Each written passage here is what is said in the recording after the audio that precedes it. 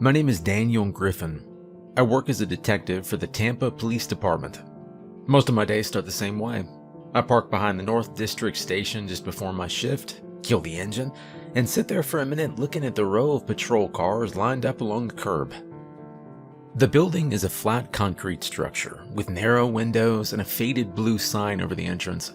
There's always a couple officers standing outside talking before their shift starts. Someone's usually finishing a cigarette near the metal railing by the door. Inside, the place smells like stale coffee and printer toner. The hallway floors are scuffed from years of boots and rolling chairs. Someone always leaves paperwork stacked on the front desk. A patrol officer might be arguing with the dispatcher over a call log. A detective down the hall is usually talking on the phone with a tired voice, explaining something for the third time to someone who doesn't want to hear it. Most of the work we do is normal police work. Domestic calls, missing persons, robberies, drug arrests, bar fights that spill out onto sidewalks after midnight, cars dumped behind warehouses near the interstate. The kind of problems that come with a big city sitting next to the water. Most things that scare people have a name, an address, and a report number. And that's the way I like it. You show up, you look at the scene, you talk to the people involved, and you figure out what happened. Sometimes it takes hours, sometimes it takes weeks, but there's always something real you can grab onto. A footprint, a witness, a camera angle, something you can put into a report and send upstairs. I've been doing the job long enough to know the city pretty well. I know the streets that stay busy late into the night and the ones that empty out after midnight. I know which apartment complexes generate the most calls and which neighborhoods go quiet after 10 o'clock. I know the docks along the bay where fishermen gather at night, and the blocks where nightclub security has to drag someone outside every weekend. Tampa has plenty of real danger. You don't have to go looking for strange things to find trouble here. But every once in a while, something happens that doesn't fit into a report very well. And when that happens, the only thing that keeps you from making a bad decision is staying calm long enough to think. That's something my grandfather taught me. His name was Frank Griffin. He was a cop for most of his life. He worked patrol for decades in Florida before he finally retired. By the time I was old enough to remember much about it, he'd already stepped away from the job, but the habits never really left him. He woke up early every morning, drank coffee out of the same chipped Best Cop coffee mug, listened to the radio while he read the newspaper at the kitchen table. He kept his old service revolver locked in a small metal box on the top shelf of his closet. He showed it to me exactly once when I was a teenager, and then locked it away again. Said it wasn't something you carried unless you absolutely had to. Most of the stories he told me about police work, well, they were short and practical. He didn't talk about bravery or heroics. He talked about mistakes. The guy who rushed into a house without waiting for backup. The officer who fired when he shouldn't have. The man who panicked when something unexpected happened and ended up making everything worse. Whenever the conversation drifted in that direction, my grandfather would lean back in his chair and tap 2 fingers against the table, like he was thinking. And then he'd say the same thing he always said. Now when things get bad, close your eyes and just breathe. That was it. No speech, no big lesson, just that one sentence. He said panic makes people stupid. Your brain starts racing ahead of the situation. Your hands move before your mind catches up. That's when people make the kind of mistake that they can't take back. So his rule was simple. When things start going wrong, stop for a second. Close your eyes and just breathe.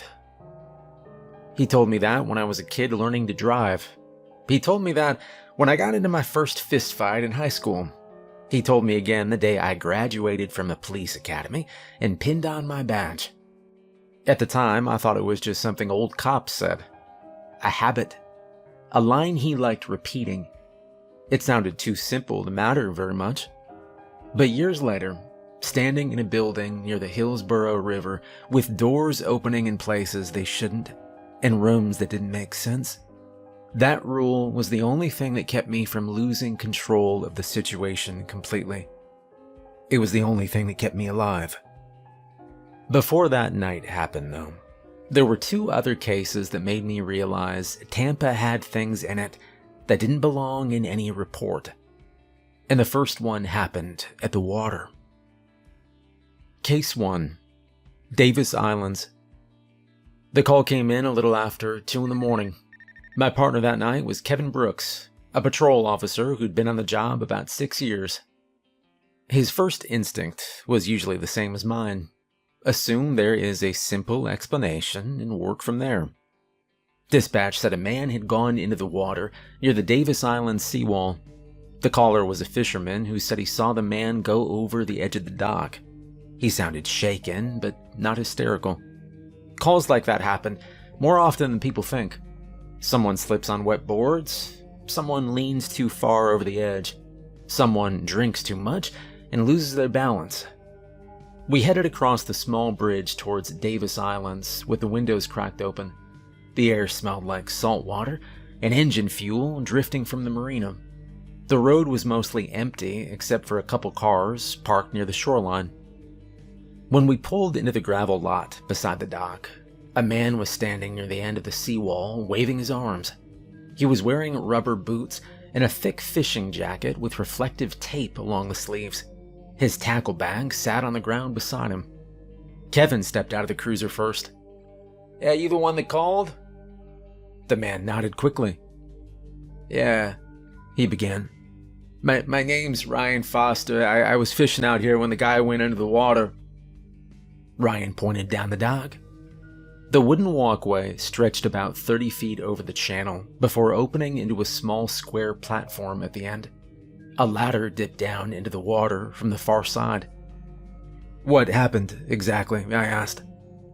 Ryan rubbed both hands across the top of his head, like he was trying to steady himself. "Well, there was a guy standing out there. I didn't know him. He wasn't fishing, just standing near the edge," he said. Ryan glanced back toward the platform again. I heard him yell, and then I saw him go over." "Did he jump?" Kevin asked. Ryan shook his head. No, I don't think so. It happened too fast." Kevin and I walked out onto the dock while Ryan stayed back near the cruiser. The boards creaked slightly under our boots as we moved toward the end. A tackle box sat open halfway down the walkway with plastic lures scattered across the planks. A bait bucket had tipped over nearby, leaking a thin stream of water toward the edge. Near the platform, we found a single running shoe lying on its side. The lace hung over the edge of the dock and dipped into the water. I crouched down and aimed my flashlight across the boards. There were drag marks on the wood. Long streaks where something had scraped toward the ladder. Kevin leaned over the railing and shined his light down between the planks. The water below was black and slow-moving, reflecting a few distant lights from the buildings across the bay. For a moment, nothing happened. And then something hit the underside of the dock. The boards rattled beneath our feet. Kevin stepped back slightly. "You hear that?" he said. I nodded. The ladder at the edge of the platform moved. At first it looked like the water had simply pushed it, and then the metal rails shook again. Kevin raised his gun. I aimed my flashlight directly down the ladder, just as something began moving upward. A hand appeared first. Long fingers wrapped around the metal rail. The skin was gray and slick, stretched tight across narrow knuckles. Another hand gripped the opposite rail. And then a head slowly rose into the beam. It didn't look human. The mouth ran vertically down the center of its face. When it opened slightly, rows of narrow teeth showed in the gap. Water streamed off its shoulders as it lifted itself higher. The eyes reflected the flashlight beam, shining pale and glassy in the dark. For a moment, it held there on the ladder, just looking at us. And then Kevin fired. The gunshot cracked across the channel and echoed off the buildings along the shoreline. The thing dropped backward instantly, disappearing beneath the surface. The water went still. Neither of us spoke, and then something slammed the dock from underneath. The platform jumped hard enough to shake the railing. A board near the edge split with a loud crack. Kevin stumbled backward and caught himself against the railing. I grabbed his sleeve and pulled him away from the ladder. The water below churned once, sending small waves slapping against the dock supports. And then it settled again. The flashlight beam cut across the surface. Nothing came back up.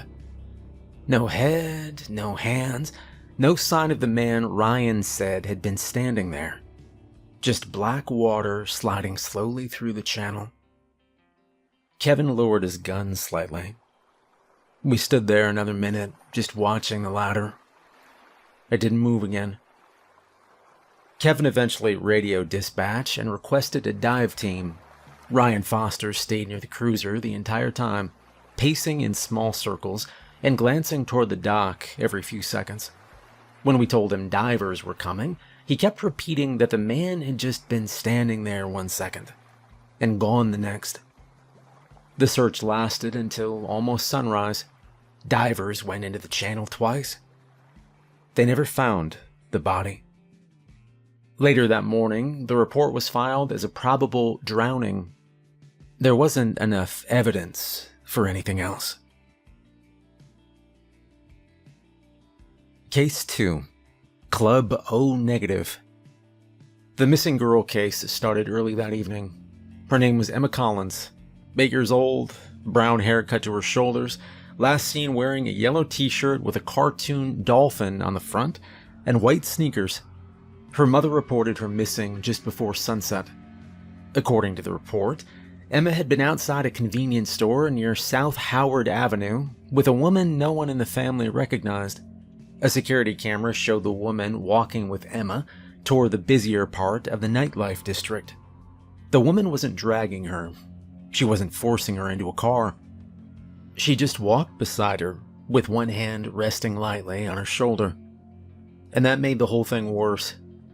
When people are taking that quietly, usually means the person doing it already planned everything. By the time I picked up the case, patrol officers had already checked several nearby businesses and pulled whatever camera footage they could find. Most of it showed the same thing. Emma and the woman walking through the area together. The last useful camera angle caught them passing in front of a bar on South Howard. After that, the trail disappeared. I spent the next few hours walking the block, going door to door through the clubs and restaurants along the street. South Howard stays busy at night. Music spills out of open doors, and people move from bar to bar until well past midnight. Most of the employees were cooperative. A few recognized the girl from the still images we pulled from the cameras. Nobody knew where she'd gone. Around 11 o'clock, one of the bartenders mentioned something that caught my attention. He said the woman had walked past his place and crossed the street toward another club about half a block down. I followed his finger down the sidewalk. The building he pointed to had a black painted brick exterior and a narrow entrance tucked between two larger bars.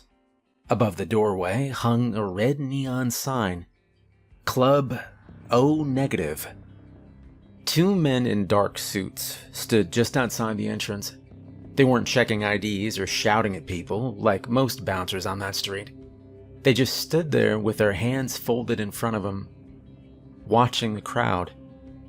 Music drifted through the door every time somebody stepped inside. I crossed the street and walked toward them. One of the men opened the door without asking a question. Inside, the lighting was low and red. The room stretched deeper than it looked from the outside. Dark booths lined the walls, and mirrored panels reflected the glow from small lamps hanging above the door. A slow, heavy rhythm pulsed through the floor from the speakers. What stood out first wasn't the music. It was the quiet. There were plenty of people inside, but Nobody was shouting or stumbling around like they do in most clubs. Conversation stayed quiet. People sat close together in the booths. A few stood near the bar holding glasses filled with dark red liquid. Several of the patrons wore sunglasses. Indoors. That wasn't illegal, but it was strange. The bartenders wore black gloves as they worked behind the counter. I moved slowly through the room, scanning faces and looking for the woman from the security footage. Nobody matched the image we'd pulled earlier. But people were watching me, I could feel it. Not openly, just small glances from the corners of booths or reflections in the mirrored wall panels. After about a minute, a woman in a black dress approached me from the side of the room. "Detective Griffin?" she asked calmly. I hadn't shown my badge yet. I looked at her a moment. "Yes," I said. She nodded politely. "Mr. Vallon would like to speak with you." "Who's Mr. Vallon?" I asked. "The owner." She gestured toward a hallway near the back of the club. I followed her past the bar and through a short corridor that led to a closed office door. She knocked once and stepped aside. "Come in," a voice said. The office was smaller than I expected. A wooden desk sat near the center of the room with a single lamp casting a soft yellow light across its surface. Dark curtains covered the windows. Framed black and white photographs hung on the walls. Behind the desk sat a man who looked older than most of the club in the crowd. He stood as I entered. "I'm George Vallon," he said. He was about 5'3", maybe a little shorter. His blonde hair had thinned across the top of his head, leaving the sides brushed neatly back. He wore a dark suit that looked expensive without being flashy. His eyes were a bright, sharp green. They didn't move much. "Detective Griffin," he said, gesturing toward the chair across from his desk. "Please sit." I stayed standing. "Yeah, I'm looking for a missing girl," I began. 8 years old, brown hair, last seen near this block. George folded his hands together. Yes, I know." That answer caught my attention. "You know," I repeated. George nodded once. "You know, I knew your grandfather." That stopped me for a moment. "Frank Griffin," George continued. "Your grandfather helped me once. A long time ago." He leaned back slightly in his chair. "Otherwise, things would have gone badly for you here." George's expression didn't change. "The girl is not here. You are looking in the wrong place." He reached into a drawer and pulled out a small notepad. With a pen, he wrote 2 street names and slid the paper across the desk. "South Howard and West Azile," he began. "The alley behind the pawn shop." He met my eyes again. "I believe you'll find what you're looking for there." I didn't touch the paper yet. "Why would you tell me that?" I asked. George's lips moved slightly, almost forming a smile. "Because I owe your grandfather." He folded his hands again. I took the paper. The hallway outside felt darker when I stepped back into it. As I walked through the club again, several of the people wearing sunglasses slowly turned their heads to watch me pass. Nobody spoke or tried to stop me. I stepped outside and walked straight to my car. The alley George had written down was only a few blocks away. Behind the pawn shop, the streetlight cast a weak yellow glow across a narrow strip of pavement. A dumpster sat near the wall with broken fence pallets stacked beside it. A chain-link fence ran along the back of the property. A white van was parked halfway down the alley. The side door was open a few inches. I stepped closer and then I heard it. a small voice crying inside the van. I pulled the door open, and Emma Collins sat on the floor behind a stack of plastic storage bins, hugging her knees. A woman in her 30s was crouched beside her. The woman jerked her head toward me and grabbed a knife from the floor. "Stay back," she said. "I just wanted a child. I just wanted someone to take care of." She lunged forward then. I grabbed her wrist and twisted the knife out of her hand. The blade clattered against the pavement as I pushed her against the side of the van and cuffed her. Emma stayed where she was, crying quietly. And a few minutes later, backup arrived. The woman's name was Lisa Williams. She'd taken Emma earlier that evening, while the girl's mother was inside the convenience store. But now the girl was safe. Case 3. The building near the river. The call about the building came in a few weeks after the Collins case. It was close to 1 a.m. I was at a desk finishing paperwork when dispatch radioed a patrol unit to check an abandoned office building near the Hillsborough River. 2 people in apartments across the street said they heard yelling coming from the inside. First, it sounded like the kind of call patrol clears in 10 minutes. A vacant building draws squatters, drunks, teenagers, copper thieves, all kinds of people who think an empty property means privacy. Usually it ends with somebody being told to leave or getting arrested for trespassing. Then the patrol officer asked for a detective. That got my attention. I drove over the station and crossed into West Tampa with the windows cracked. The streets were mostly empty. A few storefronts still had security lights on. The river sat black beyond the buildings, and every so often a light from the far bank flashed across the windshield. The office building stood by itself on a cracked lot ringed with chain-link fence. Parts of the fence had collapsed inward. Weeds pushed through the asphalt in long, ugly patches. The building inside was 5 stories of stained concrete and dark windows, with sections of glass missing from the upper floors. The front doors were gone. A plywood sign bolted to the fence announced a demolition date that had already been pushed back twice. A patrol cruiser sat near the curb with its headlights washing over the front steps. The officer waiting outside introduced himself as Michael Reed. He was young, maybe 26 or 27, with that look newer cops get when they don't want to admit something bothered them. "So you hear the yelling yourself?" I asked. Reed nodded. Yeah, from inside. Sounded like one guy at first, then maybe more than one." "You went in?" Maybe a foot or 2, he said. "Lobby looked empty, and then I heard something move deeper in the building." He glanced toward the entrance. "I called out and nobody answered. It sounded like somebody ran upstairs." "You want backup?" I asked. He looked relieved by the question, but he shook his head. "I already asked dispatch to note it. I figured I'd wait for you first." I looked at the dark opening where the front doors used to be. "You coming in with me?" Reed hesitated, then said, "You want me to?" I thought about it for a second and shook my head. No, stay outside. Somebody runs, I want somebody at the car. And if I need more people, I'll call it.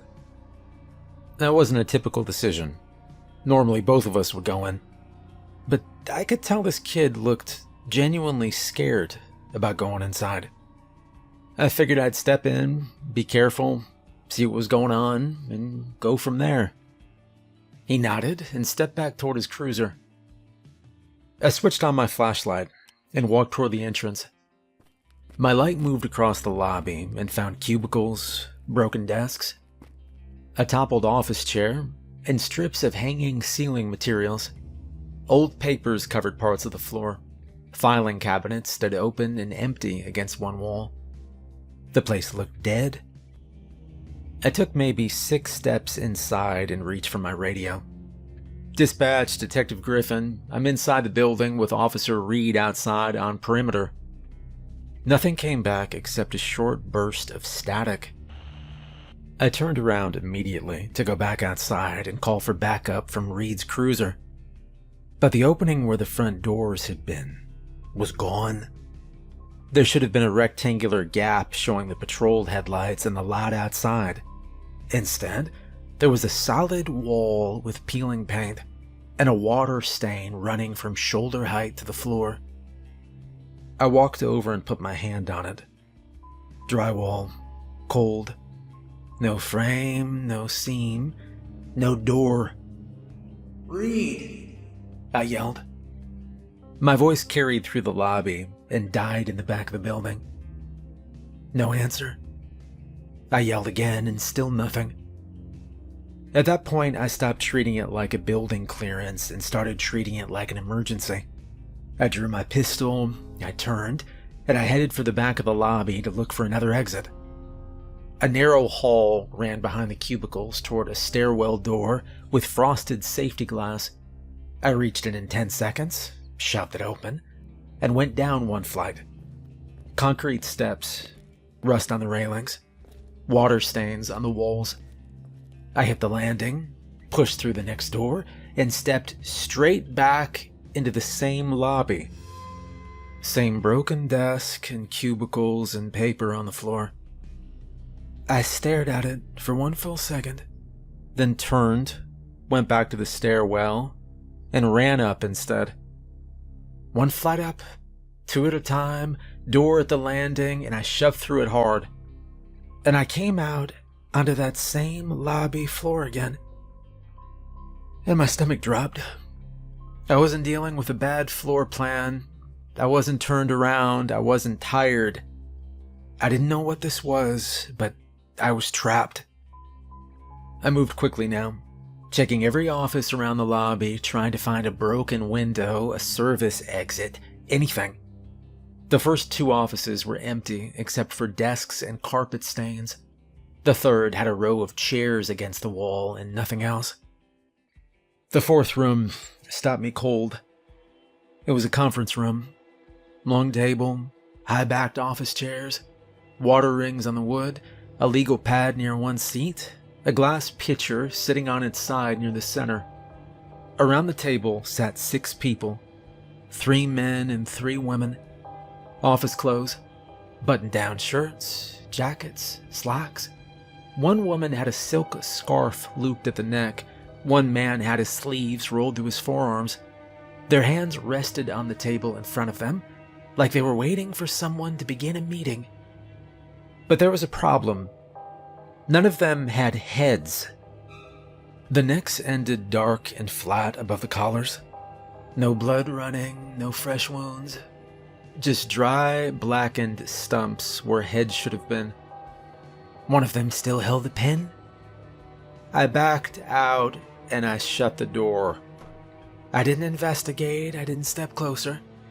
I didn't try to rationalize it. I just moved away from that room as fast as I could without running. I headed back for where I thought the stairwell should be. And the wall was different. The frosted glass door was gone. In its place was another office door with peeling beige paint and a brass number plate hanging crooked from one screw. I grabbed the handle, opened it, and found what looked like an old break room. Small tables, a sink, a fridge on its side, vending machines stripped open. Several metal cages lined the far wall, some open, some shut. Something moved under one of the tables. At first I thought it was a stray dog, and then it stepped into the light.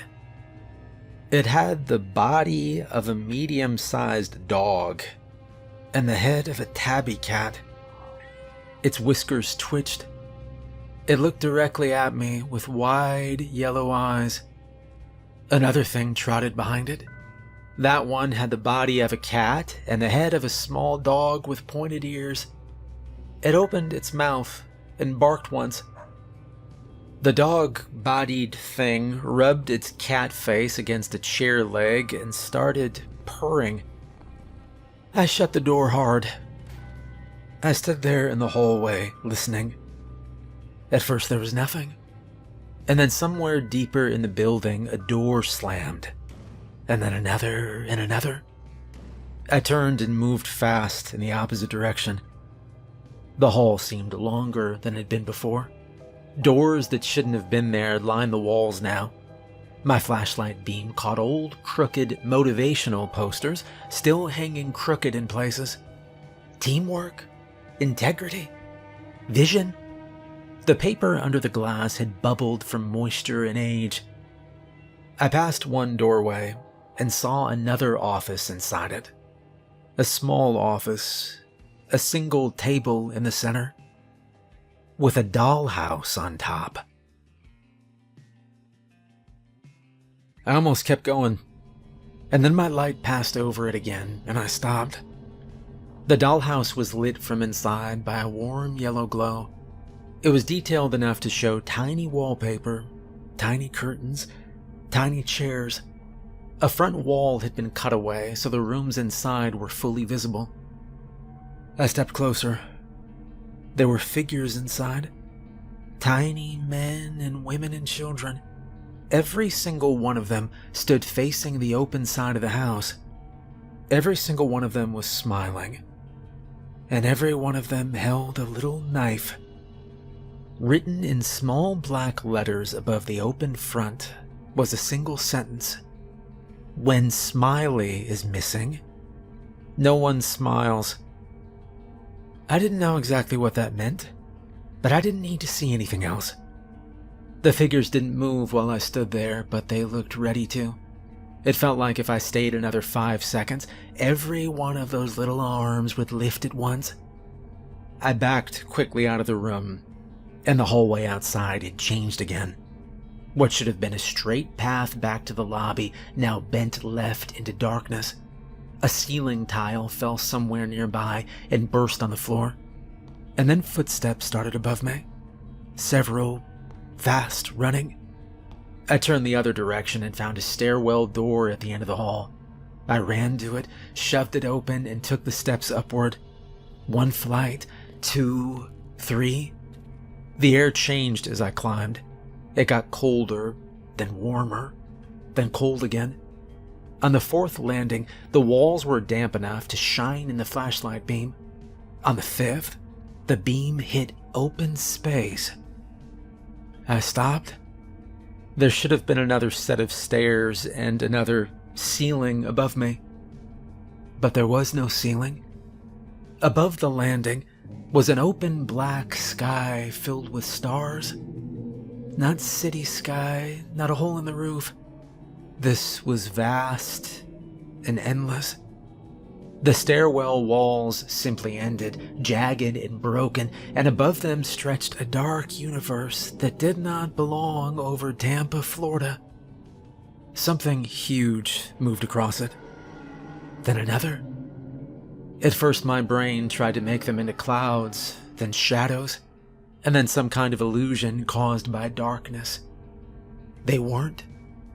They were enormous shapes floating slowly through the stars, too large for my eyes to fully take in at once. Long limbs or tendrils hung beneath them. Parts of them pulsed as they moved. One turned, or maybe rolled, and I saw a suggestion of clustered eyes spread across something massive. I don't know how else to describe it. They looked like things that shouldn't fit into the world. One drifted directly over the open top of the stairwell.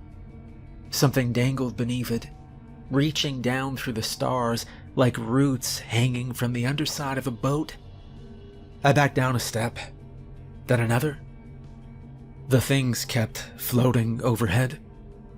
If one of those things had leaned closer even a little, I think I would have emptied my magazine at it out of pure terror, and it would have made no difference at all. I turned and ran this time down the stairs. By the time I hit the lower landing, I was breathing hard. I pushed through the nearest door expecting the lobby, and instead I stepped into another floor entirely. Long rows of cubicles stretched out in both directions. Some had old family photos still pinned to fabric walls. Some had plastic plants on the desks. Computer monitors sat dusty and cracked in the corners. The place looked like people had stood up in the middle of a workday and just never come back. And then I heard voices, low and close, from somewhere between the cubicles. I moved down the aisle with my gun up and my flashlight in my left hand. The whispering followed me. Sometimes it sounded like it was ahead, sometimes behind me. I rounded a divider and found a water cooler in the center of a small break area. Its blue jug was full. Something hit it from inside. The plastic jumped. A second impact bulged the side of the bottle outward. I kept moving. At the end of the cubicle row, I found another conference room. I didn't want to look in, but the door was already standing open. The headless people were in there again. Same 6, same positions, but one change. The chair at the end of the table was no longer empty. A 7th figure sat there now. It wore a suit. Its hands rested on the table. Its neck ended in the same black stump as the others, and on the notepad in front of it, fresh dark writing, there were 3 words: "Stay for minutes." I didn't read anything else. I turned and got out of there. And that was the moment panic really hit me. I stopped trying to search. I stopped trying to solve the layout. I just wanted out. I ran through 2 more hallways, shoved through a door, and came out in what looked like a records room with shelves bolted to the floor. Cardboard boxes sat collapsed in piles. One box near the doorway had children's toys inside it. Plastic blocks, a stuffed bear, a doll with no eyes. I backed away from that room and nearly fell when another door slammed somewhere behind me. And then the building woke up completely. It started with a sound of laughter. More than one person, maybe 10 or 20. Men, women, children, all laughing at once from different parts of the floor. Then footsteps started above me. Then below me. Something dragged along the wall to my right with a slow scraping sound. A cubicle partition near the far end of the room tipped over by itself. Dust shook loose from overhead. The laughter got louder. A scream joined it. Then another. And then a deep animal sound that didn't belong in any building at all. The floor trembled under my boots. I rounded a corner and hit a dead-end wall that should not have been there. I turned back and saw doors all along the hall starting to swing open. Slowly at first, then wider. Dark rooms beyond them. Shapes moving inside some of them. The building shook harder. Ceiling debris fell around me. The laughter was everywhere now, mixed with running footsteps, with crying, with barks, with purring, with a high, thin noise like metal being bent. It was horrifying. And that's when I thought of my grandfather. A memory hitting me at the exact right second. Frank Griffin at his kitchen table, coffee mug in one hand, looking at me over the rim and saying the same thing he'd said my whole life. When things get bad, close your eyes and just breathe. I did exactly that. I holstered my pistol, closed my eyes. I stood still in that hallway while the building shook around me and let the air move slowly in and out of my lungs. The noises got louder at first. It was like the laughter was right behind me, footsteps charging down the hall, the floor vibrating under my feet. And then the building went completely quiet. I opened my eyes. I was standing in the original lobby. The opening where the front doors had been was back. Headlights from Michael Reed's cruiser shone through it across the floor. I didn't wait to see if it would change again. I ran straight out of that building, down the steps, and into the lot. Reed pushed off his cruiser as soon as he saw me. You good?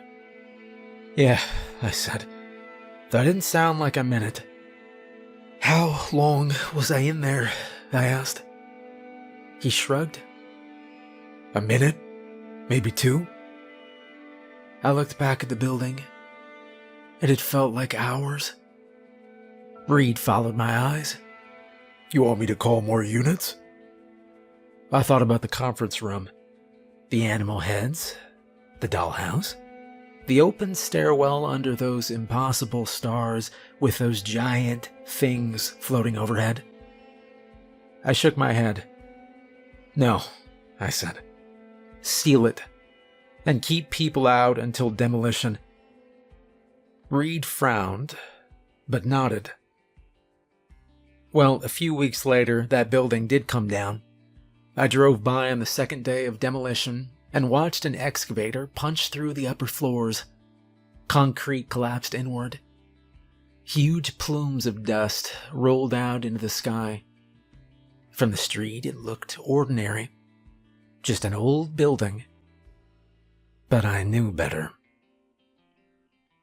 I still work as a detective in Tampa. I still park behind the same station and walk past the same row of patrol cars. The same front desk gets buried under paperwork. The same tired voices carry down the hallway at the end of a long shift. Most of the calls are still the kind you can explain when the sun comes up. A break-in and missing wallet, a drunk guy with a split lip outside a bar, something with a witness, a camera, a report number. That part never changed. What changed was me. I don't go near the Davis Island seawall at night unless I absolutely have to. If a call comes in from that dock after dark, I bring more people than I need and I keep my eyes on that ladder. I don't walk into places like Club O Negative anymore, thinking a badge and a gun make me the most dangerous thing in the room.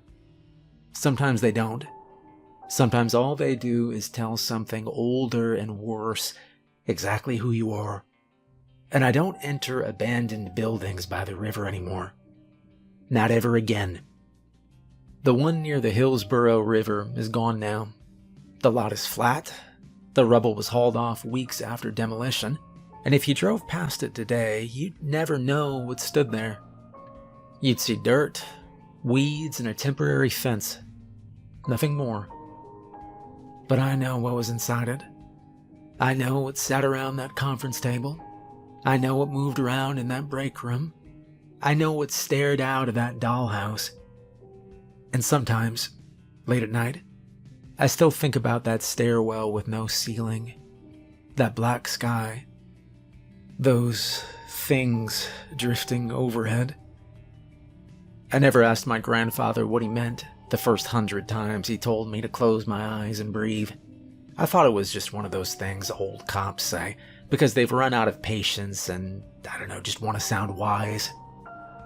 But you know what I think now? I think that maybe he learned that rule the hard way. Maybe he learned it on a bad call. Maybe he learned it from somebody like George Vallon. Maybe he learned it from standing in front of something he knew he couldn't fight. I'll never know. He's gone now. What I do know is that he was right. Because sometimes the worst thing you can do is panic. Sometimes the only thing standing between you and the wrong door, the wrong shot, the wrong step, is 1 second of control.